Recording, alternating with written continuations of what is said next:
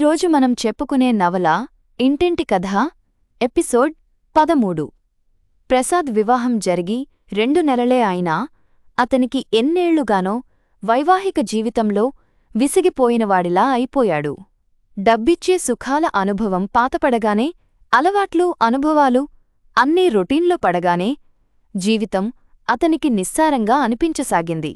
Air condition గదులు, చల్లదనం, డన్లప్ల మెత్తదనం, stereo రికార్డుల మాధుర్యం, ఎన్నడూ చవిచూడని పదార్థాల రుచిదనం, అడుగులకి మడుగు లోత్తే నౌకర్ల వినయం, జన్మలో తొడుక్కోలేననుకున్న సూట్లు బూట్లు అనుభవం, సినిమాలలో మాత్రమే చూసిన నైట్ క్లబ్బులు, హోటళ్లు, అపురూప సౌకర్యాలు, కాలు కింద పెట్టక్కర లేకుండా అడుగుకో కారులో ప్రయాణాలు, ఇవన్నీ అతనికి తీపి తిని మొహం మొత్తినట్టు 2 నెలలకే పాతపడిపోయాయి.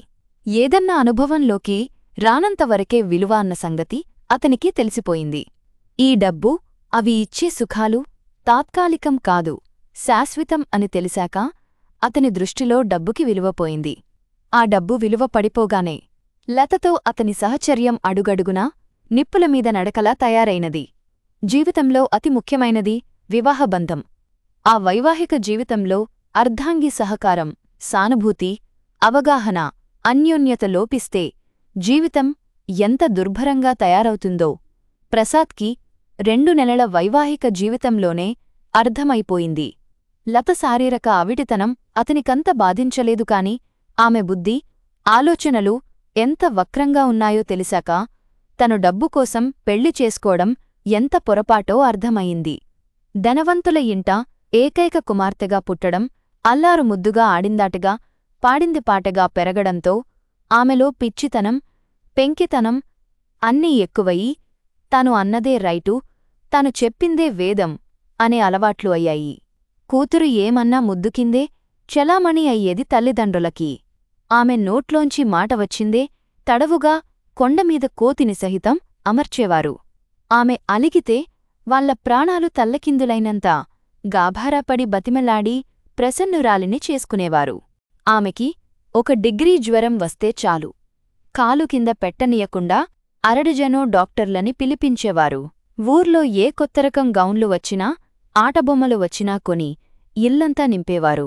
చుట్టుపక్కల పిల్లలని కూతురితో ఆడుకోవాలని ఇంటికి రప్పించేవారు.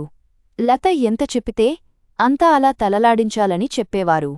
ఆమె ఇవ్వందే ఏ బొమ్మ ముట్టుకోకూడదు, ఆమె పెట్టందే చాకలెట్లు అడగరాదు, ఆమె కూర్చోమంటే కూర్చొని పరిగెత్తమంటే పరిగెత్తి నవ్వమన్నప్పుడు నవ్వి 6 ఏళ్ల పిల్ల వయస్సులో ఇరుగు పొరుగు పిల్లలమీద అధార్తి చూపించి తనో మహారాణి, వారంతా సేవకులు అన్నట్టు ప్రవర్తించే కూతురు వైఖరి చూసి తల్లిదండ్రులు కూతురిలో టీవీ, దర్జా చూసి మురిసిపోయేవారే తప్ప అది తప్పని వారికి తట్టలేదు.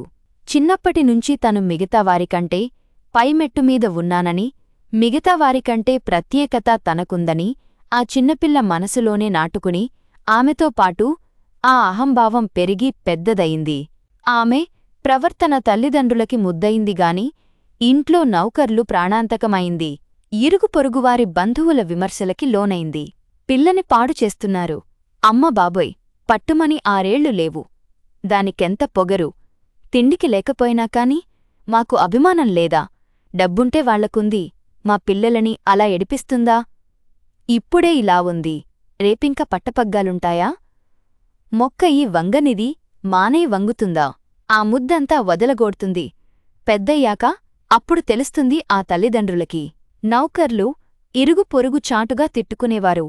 అందరి ఉసురు తగిలిందో లేక ఆమెకి తల్లిదండ్రులకి బుద్ధి చెప్పాలనో కాని దేముడు తుళ్ళిపడే లతకాళ్లు తీసుకుని ఆమెకి తల్లిదండ్రులకి బుద్ధి చెప్పాడు. వారికున్న లక్షలన్నీ ఖర్చుపెట్టటానికి సిద్ధపడ్డా ఆమె కాళ్లు రాలేదు. ఏ డబ్బు చూసుకుని తాము అందరికంటే మిన్న అనుకున్నారో ఆ డబ్బు వారికి ఎందుకూ ఉపయోగపడలేదని అర్థమయ్యాక కూతురికి పట్టిన దుర్గతికి కన్నీరు మున్నీరుగా విలపించారు ఆ తల్లిదండ్రులు. తానేం కోల్పోయిందో చిన్నతనంలో అంతగా అర్థం కాకపోయినా పెద్ద అవుతున్న కొద్ది లతకు తెలిసివచ్చింది. అప్పటినుంచి ఆమెలో ఏదో కసి, కోపం, నూన్యత భావం అన్నీ కలిసి ఆమెను అదోలా తయారుచేశాయి. పరుగులు పెట్టి ఆడే పిల్లలని చూస్తే కసి, షికార్లు తిరిగేవాళ్లని చూస్తే ఉక్రోషం, భుజాన సంచులు తగిలించుకుని ఉషారుగా స్కూలుకి వెళ్లే పిల్లలని చూసి అసూయపడేది. తనకు దక్కని సుఖాలు మిగతావాళ్లకెందుకు దక్కాలి అనే కసి మనుషులమీద పెంచుకుంది. ఎవరిమీద చూపాలో తెలియని కోపం ప్రాణంలేని వస్తువులమీద తీర్చుకునేది. బొమ్మల కాళ్ళు చేతులు విరిచేది కసిగా, తలగడలు విసిరేసేది, పుస్తకాలు చింపి పోగులు పెట్టేది, జుట్టు పీక్కునేది. పాలగ్లాసులు, భోజనం, పళ్ళాలు విసిరేది కోపంతో. నౌకర్లమీద ఏదన్నా తప్పు దొరికితే కాట్ల కుక్కలా కలియబడేది. కూతురి అవతారం, ఆమె మూడ్స్ చూసి తల్లిదండ్రి హడలిపోయేవారు. ప్రతిక్షణం ఆమెని ప్రసన్నం చేసుకుని శాంతింపచేయడానికి నానా తంటాలు పడేవారు. బుజ్జగించి, బ్రతిమాలి, లంచాలు ముట్ట చెప్తూ అన్నం తినిపించేవారు. కూతురు ఎక్కడ బాధపడుతుందోనని మిగతా పిల్లలని ఇంటికి రానియడం మానిపించారు.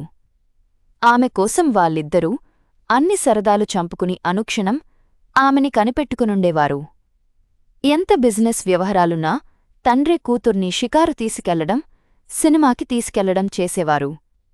ఇంట్లో తిరగటానికి చక్రాల కుర్చీ, ఎక్కడికన్నా వెళ్లడానికి ఎత్తుకుని తీసుకెళ్లి కారులో, సినిమాలో కూర్చోపెట్టడానికి వస్తాదు లాంటి మనిషి ఇంట్లో చదువుకునేందుకు ఓ మాస్టరమ్మా.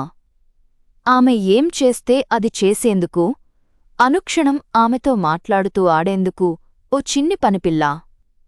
ఇలా రకరకాలుగా ఏర్పాటు చేసినా లతబతుకు 4 గోడల మధ్యనే సతమతమవడంతో శరీరంతో పాటు బుద్ధి వికసించలేదు.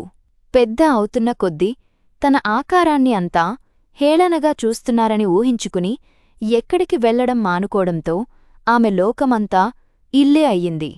దాంతో కాస్త హాయిగా ఉన్నవాళ్లను చూస్తే ఆమెకి మంట, నవ్వేవాళ్లని చూస్తే ఏడుపు. తన ఈడు పనిపిల్ల హాయిగా నడుస్తూ తిరుగుతుంటే అసూయతో దహించుకుపోయేది. దాన్ని నానా మాటలతో హింసించి ఏ చిన్న తప్పు చేసినా దాన్ని కొట్టడం, నడుమ్మీద గుద్దులు గుద్ది, కర్రతో కాలిమీద కొట్టి రకరకాలుగా హింసించేది. చిన్నప్పుడు ఏడుస్తూనే ఆ పిల్ల పడి ఉంది. కాని కాస్త జ్ఞానం వచ్చాక కూడా కొట్టడంతో అది పారిపోయింది.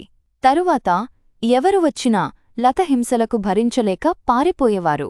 ఎవరూ దొరక్క ఆఖరికి తల్లే కూతురికి సేవలు చేసి ఆమెతో పాటు అనుక్షణం గదిలో బందీగా కూర్చునేది. అంత సంకుచిత్వంలో పెరిగిన లత యుక్త వయస్సు వచ్చి పెద్దయ్యేసరికి పైశాచిక ప్రవృత్తిగా మారింది. ఎవరినో ఏదో అని ఏడిపించడం ఆమెకు ఏదో తృప్తిగా ఆనందంగా ఉంటుంది. ఏదో కక్ష సాధించినట్లు అనిపిస్తుందామెకి. అన్నాళ్లు ఇంట్లో నౌకర్లు తప్ప ఆమె ఆగ్రహానికి గురి కావడానికి ఎవరూ దొరకలేదు.